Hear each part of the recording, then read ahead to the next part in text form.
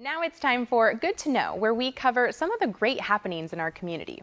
Temecula is home to Millipore Sigma, a global provider in life science, working to solve the toughest problems by collaborating with the global scientific community. They have one of the broadest portfolios in the industry with over 300,000 different products. Their Temecula location specializes in antibodies, research reagents, and in vitro diagnostic kits. Early this year, they were entrusted by the U.S. government to provide supplies and production of COVID-19 vaccines. Their 20-year track record of making products for mRNA-based technologies is definitely paying off as the business is working directly with the federal government and the Biomedical Advanced Research Authority.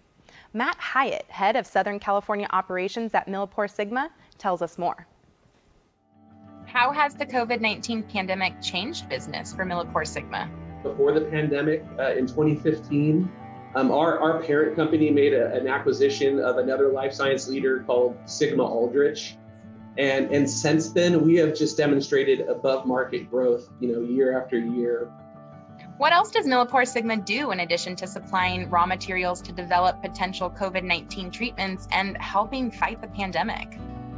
Very happy, proud to kind of, know that our company is providing critical products to, organizations that are working on more than 50 COVID-19 vaccine candidates, more than 35 diagnostic products for COVID, and then, more than 20 antibody, plasma, and antiviral products as well.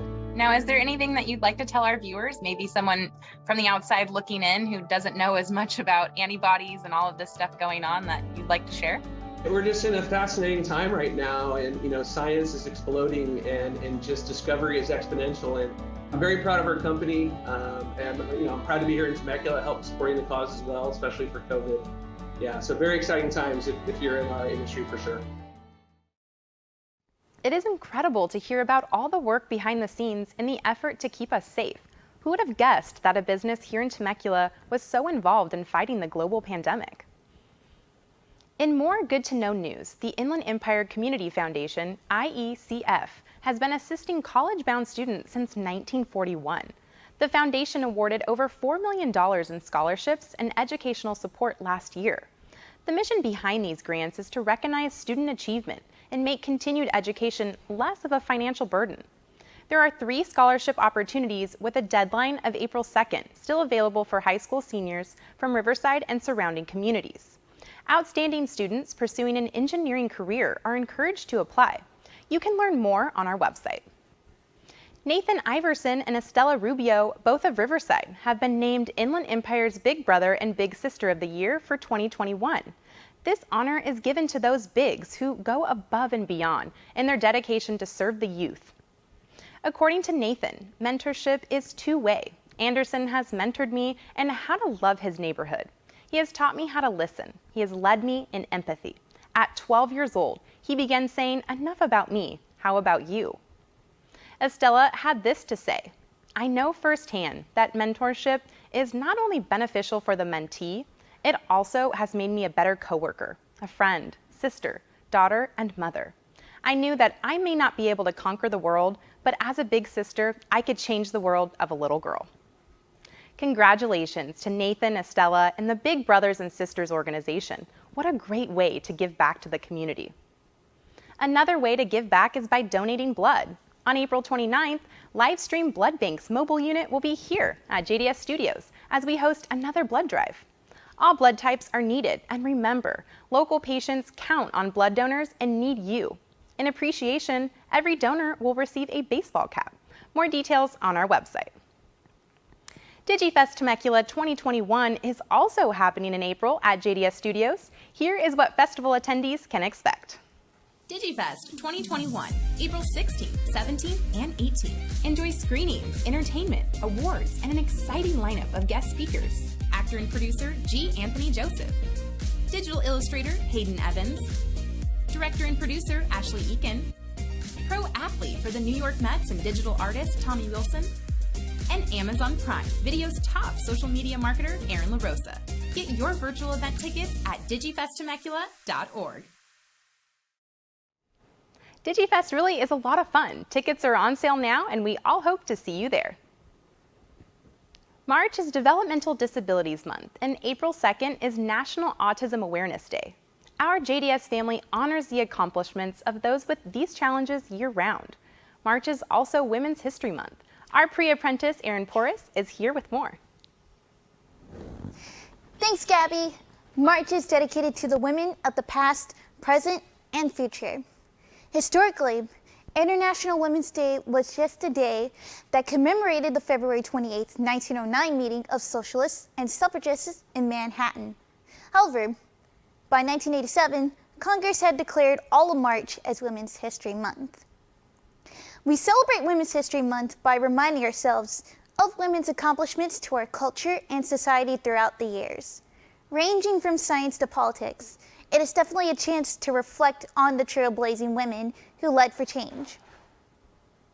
Due to COVID-19, this year's Women's History Month will be a continuation of last year's theme, Valiant Women of the Vote, Refusing to be Silenced. Here at JDS Creative Academy, I am encouraged by the many women who make up the organization. In fact, not only was JDSCA co-founded by a woman, Diane Strand, the nonprofit is also staffed by more women than men in a male-dominated industry. A woman who is up for a challenge and attempting to break barriers in the entertainment industry is writer and director Ashley Eakin. Not only is she very accomplished in her field, a rare bone condition has inspired her to advocate for increasing representation of those with disabilities in Hollywood. I met with her via Zoom, where she tells us what it's like to work in the film industry and some of her own experiences along the way. Let's hear some more. The film industry has been male-dominated since its creation. Do you still feel like there is a glass ceiling? Yes, I feel like it's still there. I think it's getting better. There are a lot more female filmmakers coming to the forefront, especially the Academy Award nominations with 2 female directors on that list is super exciting. What does Women's History Month mean to you?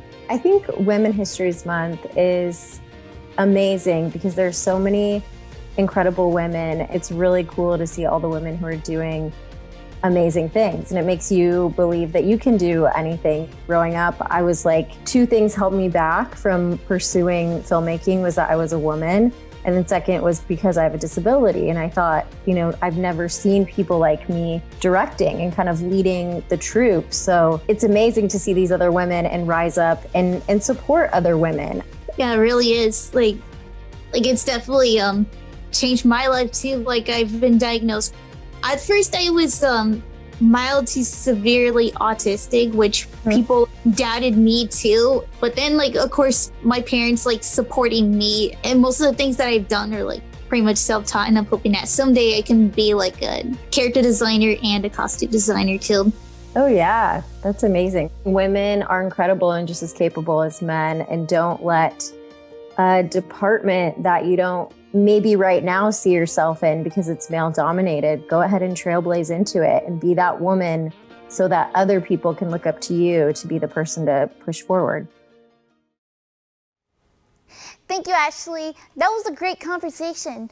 The hashtag JDSFamily recognizes all women's achievements and encourages empowerment far beyond the observed holiday.